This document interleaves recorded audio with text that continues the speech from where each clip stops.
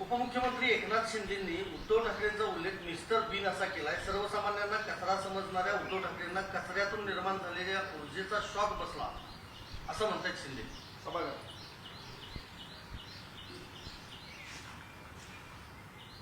ज्या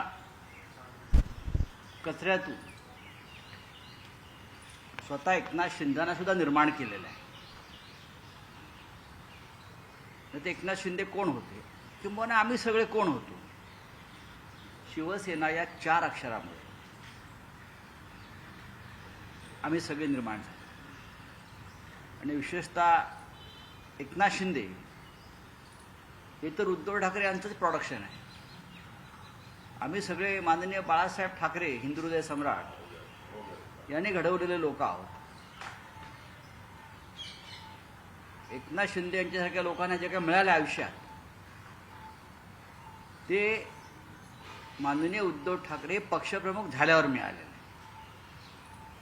त्याआधी त्यांना काय फार मिळालं आहे असं मला वाटत नाही. तेव्हा ते फार सक्रिय पण नव्हते. पण एकनाथ शिंदे यांना सर्व काही जे दिलेलं आहे ते उद्धव ठाकरे यांच्या मेहरबानीतूनच मिळालेलं आहे, हे लक्षात घ्या. खरं म्हणजे एकनाथ शिंदे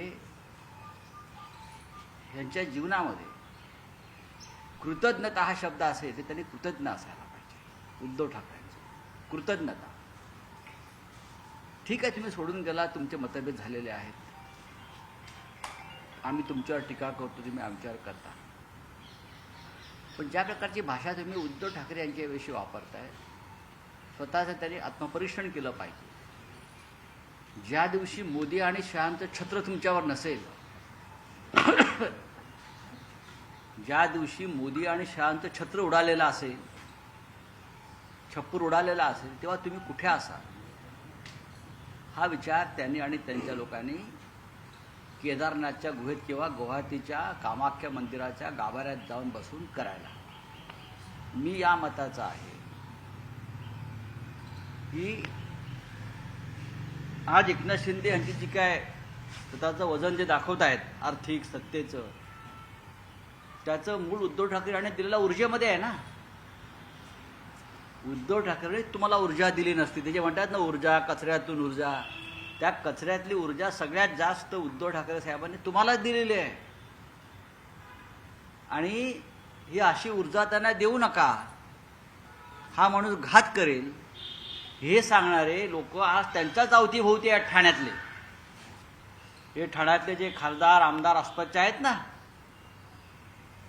हे सगळे उद्धव ठाकरेंना मस्के लावायला आले होते. साहेब हे करू नका, हा माणूस तुम्हाला दगा देईल, याची नियत चांगली नाही, हेच सांगणारे लोक हे सगळ्या त्यांच्या भोवती आहेत. आम्ही त्याला साक्षीदार आहोत. तेव्हा एकनाथ शिंदे यांनी जपून पावलं टाकावी, टीका सहन करावी. राज्यकर्त्यानं जर टीका सहन केली तर तो 2 पावलं अधिक पुढे जातो. आणि विशेषतः ज्याने आपल्यावरती आपल्या सुरुवातीच्या काळापासून मेहरबानी केलेली आहे, भरभरून दिलेलं आहे, त्याच्या बाबतीमध्ये हे सगळं जपून केलं पाहिजे. त्या बाबतीत मी छगन भुजबळ यांनी ते पथ्य पाळलं. छगन भुजबळ यांनी पक्ष सोडल्यावर बराच काळ त्यांनी सांगितलं. गणेश नाईक यांचं मी कौतुक करतो. गणेश नाईक यांनी सुद्धा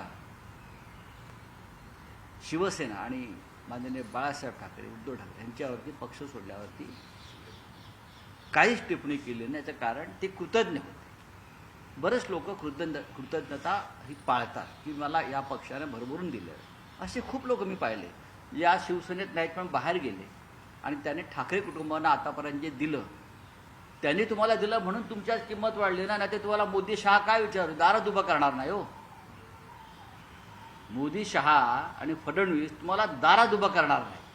मला माहिती आहेत ना त्यांची नियत काय आहे. ती शिवसेना फोडण्याची तुमचं क्षमता होती म्हणून त्यांनी तुम्हाला जवळ केलं.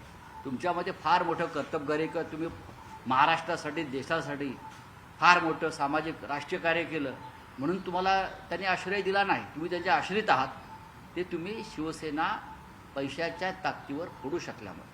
सरपंच संतोष देशमुख हत्या प्रकरणामध्ये 3 आरोपींनी कबुली दिली की आम्हीच हत्या केली.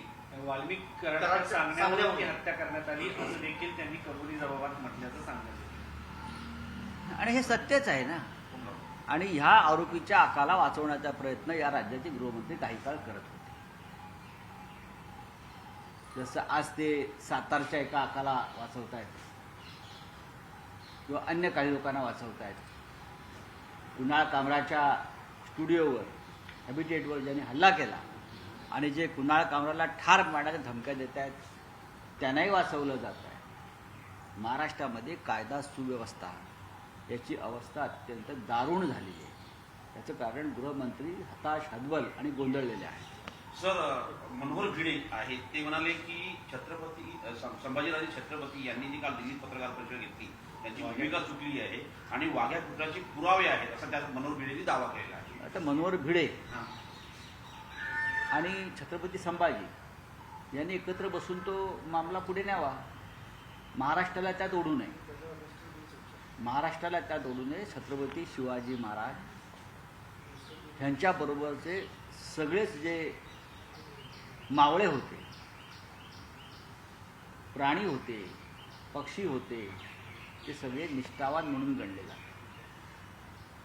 इतिहासामध्ये काही दाखले, काही संदर्भ असतात ते इतक्या वर्षानंतर ते त्याचं खोदकाम करणं कोणी असेल तितकंसं योग्य नाही असं मला वाटतं. लोकांनी काही संदर्भ स्वीकारलेले असतात, भावनिकदृष्ट्या स्वीकारलेले असतात. जरी त्याला ऐतिहासिक पुरावे कदाचित नसतील पण भावनिकदृष्ट्या ते स्वीकारलेले आहेत. त्याच्यामुळे आता ज्येष्ठ इतिहासतज्ञ बखरकार मनोहर भिडे हो त्यांना फार मोठे इतिहासकार आहेत. कारण की ते आणि आमचे माननीय छत्रपती संभाजीराजांचा मुद्दा आहे. पण महाराष्ट्रामध्ये पुन्हा एकदा काहीतरी वाद होतील अशा प्रकारची भूमिका कोणत्याही शहाण्या नेत्यानं घेऊ नये या मताच्या आम्ही आहोत. महाराणी ताराबाईंची समाधी अत्यंत वाईट स्थितीत आहे. छत्रपती संभाजीराजे मात्र इकडच्या प्रश्नावरती बोलतात. त्या समाधीवरती अगोदर तिथे एक स्मारक उभं राहायला हवं अशी मागणी आता होताना पाहायला मिळते. तारा राणीनं औरंगजेबाला झुंजवलं, बरोबर ना? झुंजवलं. आणि शौर्य काय आहे मराठ्यांचं ते तारा राणीनं दाखवलं. ज्या लोकांना औरंगजेबाची कबर उद्ध्वस्त करायची आहे त्यांनी तारा राणींच्या स्मारकाकडे एकदा नजर टाकावी आणि आपलं काही चुकतंय का ते पहा. राज ठाकरे ज्या वेळेला शिवसेनेतनं बाहेर पडले होते त्यावेळेला एकेकाळी बाळासाहेबांनी सांगितलं होतं माझा फोटो तुम्ही वापरू नका. पण आता मनसेचा गुढीपाडवा मेळावा होतोय, त्या मेळाव्याच्या पोस्टर्सवर बाळासाहेबांचा फोटो आहे, प्रबोधनकारांचाही आता फोटो आहे बऱ्याच काळानंतर. नाही, बरोबर आहे तुमचं म्हणणं. बाळासाहेब ठाकरेंना राष्ट्रपुरुषाचा दर्जा दिल्यामुळे त्यांना आता राष्ट्रपुरुषाचा दर्जा आहे. तसा ठराव मंजूर झाला आणि तशी मान्यता आहे. त्याच्यामुळे कायदेशीरदृष्ट्या माननीय बाळासाहेबांचा फोटो आता कोणीही वापरू शकतो. म्हणून तर एकनाथ शिंदेचं फावलं ना, म्हणून तर त्यांचं फावलं कारण बाळासाहेबांना राष्ट्रपुरुषाचा दर्जा मिळाला. आणि महात्मा गांधी असतील किंवा हे सगळे प्रमुख, टिळक असतील, नेहरू असतील, माननीय बाळासाहेब असतील, ते त्या राष्ट्रपुरुषांच्या यादीत आहेत. त्याच्यावर त्यांचा कोणाचा आता व्यक्तिगत हक्क असू शकत नाही, पक्षाचा हक्क असू शकत नाही. विधानसभेचे विरोधी पक्ष नेत्यासंदर्भात अद्याप कोणताही निर्णय घेतला गेला नाही. होय, महान लोकशाहीवादी सरकार बसलेलं आहे. घटनाबाह्य सरकार एक चालू शकतं, घटनाबाह्य. पण घटनेनुसार आम्ही विरोधी पक्ष नेतेपद मागतोय ते आम्हाला देत नाही. कारण विरोधी पक्ष संख्येने कमी असला तरी त्याची भीती सरकारला वाटते. चलिए हो गया, चलिए. सर्वोच्च न्यायालयाने महाराष्ट्र आयाराम गयाराम मध्ये सर्वात पुढे सगळ्या राज्यांना मागे टाकले अशी टिप्पणी केली आहे. ही सर्वोच्च न्यायालयाने केलेली टिप्पणी आहे. आणि गेल्या 3 वर्षामध्ये आयाराम गयारामांचं प्रकरण वाढलेलं आहे. हा नरेंद्र मोदी आणि त्यांच्या राजकारणाला दिलेली चपराक आहे. महाराष्ट्राची नासाडी करण्याचं काम मोदी, शहा आणि फडणवीस यांच्या राजकारणाने केली आणि म्हणून सर्वोच्च न्यायालयाला ही टिप्पणी करावी लागली. बोलिए आपका. आम्हाला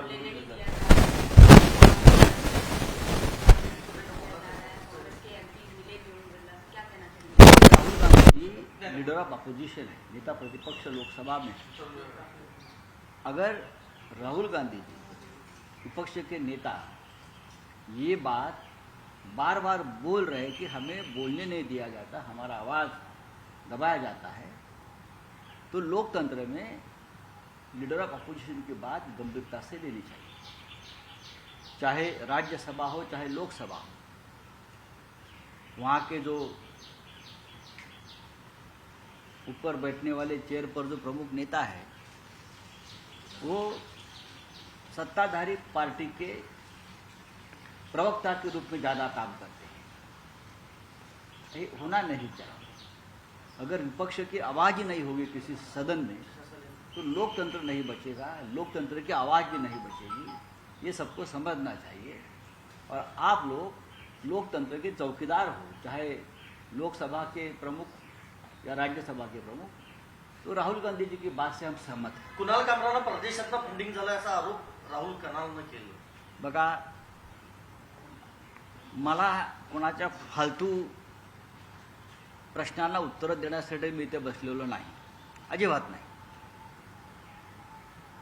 सर दिशा सर, साली दिशा- एखाद्याला रिक्षावाला म्हणण्यासाठी जर परदेशात फंडिंग होत असेल तर कठीण आहे बाबा. आम्ही रोज रिक्षावाला म्हणू, आम्हाला कोण फंडिंग करते का बघू. एका रिक्षावाल्यावर गाणं करण्यासाठी जर कोणाला परदेशातून फंडिंग होत असेल, प्रेसिडेंट ट्रम्पने विचारावं लागेल तुम्ही फंडिंग केलंय का, किंवा फ्रान्सच्या राष्ट्राध्यक्षाला विचारावं लागेल का तुम्ही कुणाल कामराला फंडिंग केलं. परदेशातून कोणी एखादा चाहता पैसे पाठवत असेल, तुम्हाला नाही काय मिळत. तुमचे परदेश दौरे कशावर चालले. तानाजी सावंत यांचा मुलगा 80 लाख रुपये खर्च करून बँकॉकला गेला ना, मग त्याला परदेशी फंडिंग म्हणायचं का. मूर्खासारखे बिंडोक लोक आहेत. एकनाथ शिंदेच्या भोवती बिंडोक लोक आहेत, म्हणून एकनाथ शिंदेची अवस्था आहे. एकनाथ शिंदेचा पक्षाला आम्ही बिंडोक सेना म्हणतो. ही बिंडोक सेना आहे. ही बिंडोक सेनेमुळेच गेल्या काही दिवसामध्ये जे अधपतन वाढलं आहे शिंदेचं, त्याचं कारण त्यांच्या अवतीभोवतीचे बिंडोक लोक. दिशा सालियांचा पोस्टमॉर्टम रिपोर्ट आलाय, त्यामध्ये लैंगिक अत्याचार झालेला नाही हे स्पष्ट झालंय, फक्त मल्टिपल फ्रॅक्चरमुळे तिचा मृत्यू झालेला आहे. ठीक आहे, आता अशा प्रकारचा पोस्टमॉर्टम रिपोर्ट समोर आलेला आहे, तो प्रसिद्ध झालेला आहे. आता त्याच्यावरती ज्या कोणाला चर्चा करायची त्यांनी करावी. 7:30 वाजता उद्धव सर, ठाकरे अशा पत्रकार परिषद घेत आहेत. घेणार आहेत, घेणार आहे. कालच विधानसभा संपलेली आहे. विधानसभेच्या संदर्भात काही महत्त्वाचे विषय, राज्याच्या संदर्भात काही महत्त्वाचे विषय आहेत, आणि आज ते 12:30 वाजता त्याच्यावर चर्चा करा. सर, अगोदर आदित्य ठाकरेवरती आरोप होता, त्याच्यानंतर सुशांत सिंगचा राजपूतचा रिपोर्ट सीबीआय क्लोजर रिपोर्ट सादर करते, त्यानंतर आता दिशा साली यांचा पोस्टमॉर्टम रिपोर्ट येतो. नक्की काय सिक्वेन्स आहे याच्यामध्ये. सिक्वेन्स काय नाही, मूर्ख लोकांचं राज्य महाराष्ट्रात चालू आहे. वेड्यांची जत्रा सुरू आहे महाराष्ट्रात. चले हिंदी में आइए. सर, प्रशांत गोरटकरनं कबुली दिली की मीच फोन केला होता इथं सावंत. काय विषय?